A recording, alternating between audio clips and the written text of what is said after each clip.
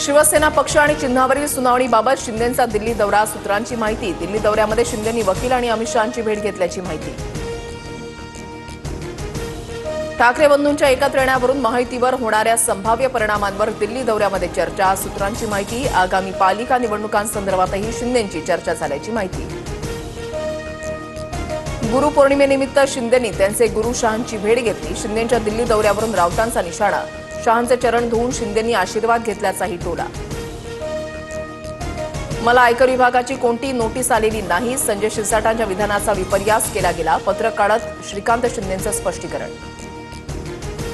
आगामी स्थानिक स्वराज्य संस्था निवडणुकांसाठी 1 जुलैपर्यंतची मतदार यादी वापरली जावी, राज्य निवडणूक आयुक्तांचे निर्देश। निवडणूक 3 टप्प्यामध्ये होण्याची शक्यता।